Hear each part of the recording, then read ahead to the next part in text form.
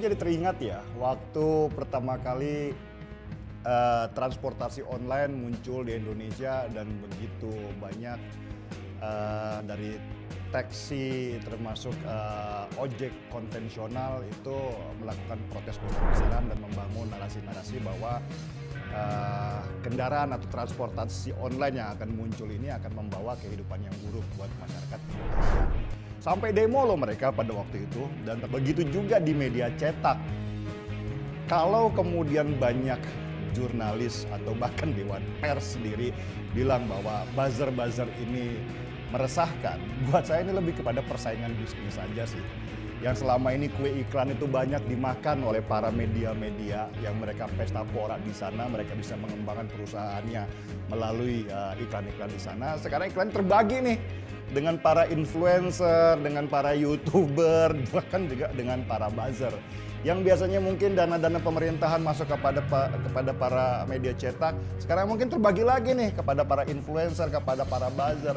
Jadi ini lebih kepada persaingan bisnis saja. Bagaimana para insan pers atau para perusahaan media cetak itu sendiri sekarang sedang melakukan framing busuk terhadap beberapa influencer yang bergerak di media sosial dan mereka dikatakan buzzer. Supaya apa? Dalam artian buat saya sih, media cetak atau yang sekarang menjadi media online, berusaha menjadi media online lah tepatnya, itu nggak siap dengan adanya disruption dan disrupsi teknologi ini, dan mereka sekarang sedang panik, sedang resah bagaimana cara menyelamatkan perusahaan mereka. Gila, laporan yang gue dapat dari data yang ada itu ada 29 media cetak yang runtuh, yang bangkrut, yang tutup hanya gara-gara ada pergeseran dari cetak ke teknologi ini. Kebayang nggak? Sekarang media-media seperti Kompas, Tempo, dan segala macam yang dulu pernah berjaya udah mulai kempot-kempot nih. Apalagi model media sekarang sudah bukan lagi seperti media mainstream yang lama yang cetak. Sekarang semua orang bisa bikin media sendiri. 2045 TV ini sudah bisa bikin TV sendiri tanpa harus investasi ratusan miliar misalnya seperti televisi mainstream. Kan gila. Nah, ketika kemudian ini terjadi, yang bisa mereka lakukan dalam kepanikan itu adalah mencari kambing hitam. Buzzer, ya salahkan orang-orang itu, bukan kemudian mereka mencoba beradaptasi dan mencoba lebih kreatif bagaimana bisa survive di era teknologi ini.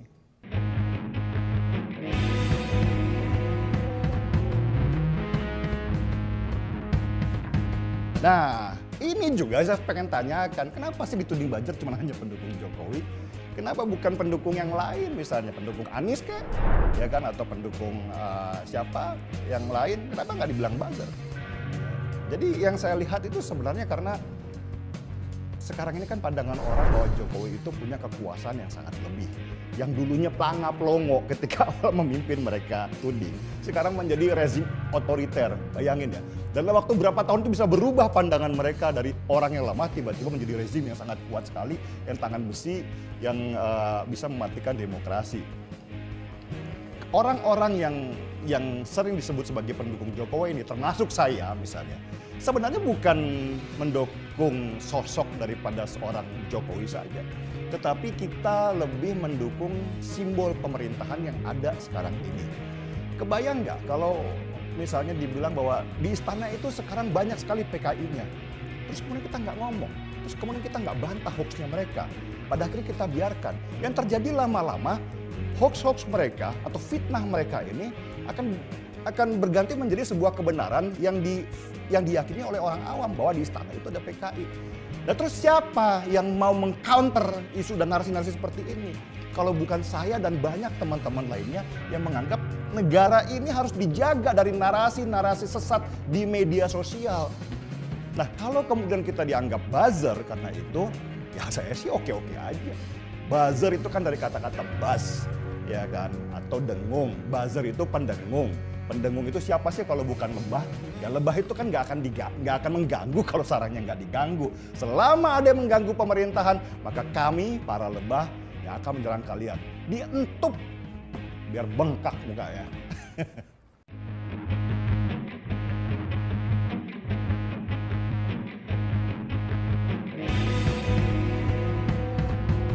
Oh, percaya sekali. Tapi itu bukan sesuatu yang buruk buat saya. Malah buat saya pemerintah itu adaptif dengan teknologi.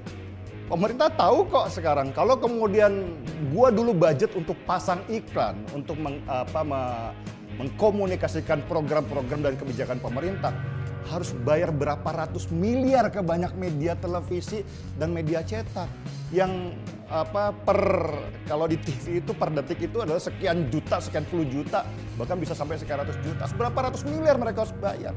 Kalau 90 miliar itu berarti pemerintah mampu menganggarkan secara efektif budget komunikasi terhadap program-program dan kebijakan-kebijakannya. Kecil 90 miliar itu disalurkan kemana? Ya kepada orang-orang yang lebih efektif. Kayak gini lah misalnya, pariwisata. Daripada gua harus bayar 30 miliar ke stasiun televisi yang mengiklankan pariwisata untuk sebuah daerah yang memang harus diiklankan misalnya. Belum lagi budget produksinya, belum lagi biaya tayangnya. Berapa ratus miliar gua harus anggarkan ke stasiun televisi itu. Belum tentu ada yang nonton lagi, karena orang sekarang sudah nggak nonton televisi. Yang mendingan gua kasih ke Raffi Ahmad. Ya, Raffi, ini 1 miliar nih, lu jalan-jalannya ke Bali. Ya kan, nanti promokan ya di IG lu yang punya 30 juta follower misalnya, kan lebih efektif. Jadi bukan sesuatu yang buruk kalau pemerintah menganggarkan dana untuk para buzzer atau influencer itu, karena itu berarti pemerintah sudah mulai adaptif terhadap teknologi yang ada sekarang. Sudah bukan zamannya media mainstream atau media online sekarang ini. Sekarang sudah zamannya media sosial. Yang nggak siap terhadap kebijakan pemerintah ini, ya para media-media sekarang sudah kehilangan kue-kuenya. Karena kehilangan itulah mereka menganggap para orang-orang di media sosial ini sebagai musuh besarnya mereka. Padahal ya jangan sampai kalau suatu saat mereka juga akan merekrut para influencer ini atau para buzzer ini ke tempatnya mereka hanya untuk bertahan. Ya seperti Bluebird sama Gojek lah.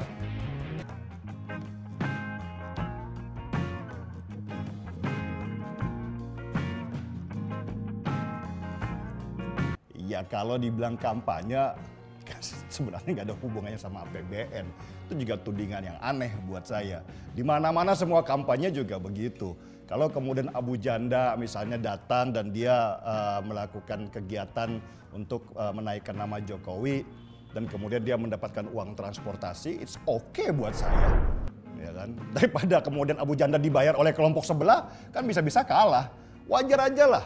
PKS juga bahkan ada di media. Mereka pernah bilang tahun 2014 kalau nggak salah, bahwa mereka akan mengerahkan 500 kadernya untuk perang di Twitter dan media sosial lainnya. Itu buzzer bukan? Buzzer tuh, bahwa PKS juga melakukan yang sama. Jangan munafik lah. PKS kadang-kadang antara apa yang keluar dengan apa yang mereka lakukan di belakang itu berbeda sekali. Pada intinya gini lah, apapun yang keluar dari PKS saya udah nggak percaya dan saya wajib tidak percaya. Karena mereka melakukan hal yang sama, cuman karena mereka munafik, mereka mengatakan bahwa mereka suci dan jujur daripada orang-orang yang menjadi lawannya. Itu aja.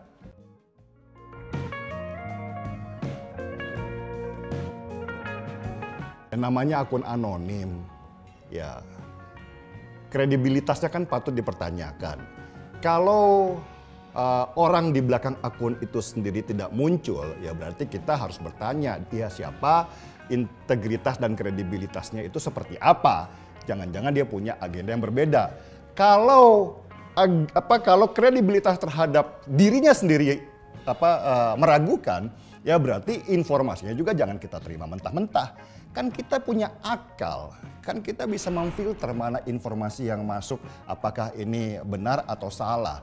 Ya, jadi melihat media sosial itu kan nggak pakai kacamata kuda. Semua yang ditelan mentah-mentah itu adalah semua yang paling benar atau semuanya salah, kan nggak begitu juga. Kita tuh diajarkan secara dewasa melihat banyak informasi di depan kita. Kalau dia sudah akun anonim, nggak ketahuan siapa orang di belakangnya, ya ambil saja dan periksa apakah informasi yang didapatkan benar atau salah. Ya kalau kemudian salah ya buang. Atau tidak percaya dia sekalian, itu lebih enak buat saya. Tapi kalau kemudian yang menyampaikan adalah orang yang jelas, profilnya jelas, orangnya jelas, bahkan pendidikannya jelas misalnya, ya bisa diambil. Ya, ngapain kita resah dengan akun-akun anonim yang ada kan gitu kan. Kalau memang dia tidak bisa dipercaya ya sudah nggak usah dipercaya. Nggak usah diributkan juga keberadaannya. Buat apa?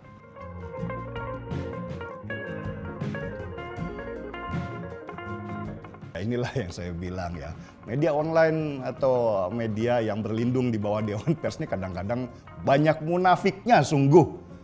Ya, mereka bilang memusuhi para buzzer ya, mereka bilang bahwa buzzer perusak bangsa, mereka bilang bahwa buzzer itu meresahkan kehidupan sosial.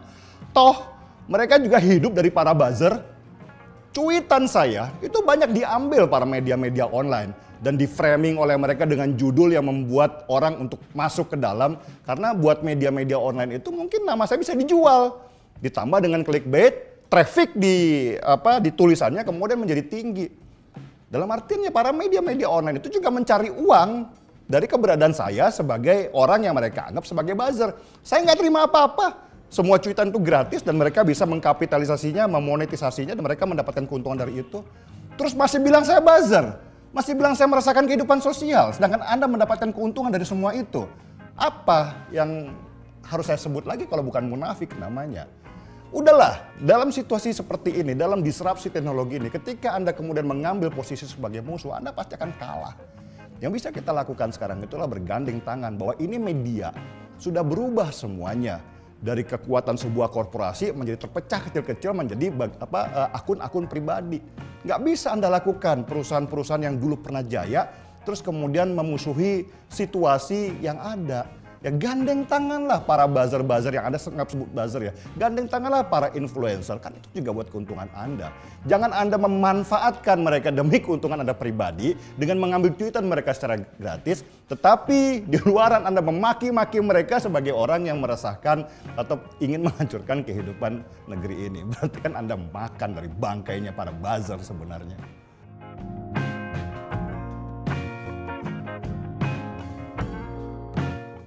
Ya, apa yang dilakukan oleh pemerintah, seperti yang mereka sering, oposisi sering sebutkan bahwa pemerintah menganggarkan dana 90 miliar untuk para buzzer atau para influencer. Sebenarnya pemerintah sudah mengajarkan kepada para media online atau media mainstream itu untuk adaptif dengan teknologi. Ya, jangan lagi Anda berpikiran lama, sekarang situasi sudah baru. Nah, pemerintah yang sebenarnya birokrat, yang sebenarnya lebih kaku daripada para media-media yang notabene adalah perusahaan swasta, itu bisa berpikir adaptif dengan teknologi. Kenapa perusahaan swasta kok tidak bisa? Jadi para media-media online sebelum Anda tenggelam, sebelum Anda hancur karena Anda tidak bisa beradaptasi dengan situasi, mulailah berpikir dengan kreatif. Bagaimana cara gue bisa survive di situasi seperti ini? Gak perlu lagi lah ribut-ribut seperti itu tadi contohnya para demo dari taksi dan ojek konvensional yang takut terhadap datangnya taksi online atau transportasi online. Pada akhirnya juga mau berantem seperti apa? Akhirnya kan juga gabung membuat sebuah kekuatan bersama. Teknologi ini ada sekarang ini untuk memudahkan kita bersama-sama untuk bisa menyebarkan informasi yang bermanfaat untuk masyarakat. Nggak perlu ada saling musuh-musuhan atau lagi membangun konsep buzzer dan segala macam hanya Anda untuk bertahan. Nggak akan Anda bertahan, percayalah. Selama Anda masih berpikir dengan mindset kuno seperti itu, dengan model Jurassic seperti itu, Tempo, Kompas, ataupun media besar lainnya, yakin saya dalam waktu 5-10 tahun Anda akan tenggelam. Beradaptasi atau Anda mati. Gaspol.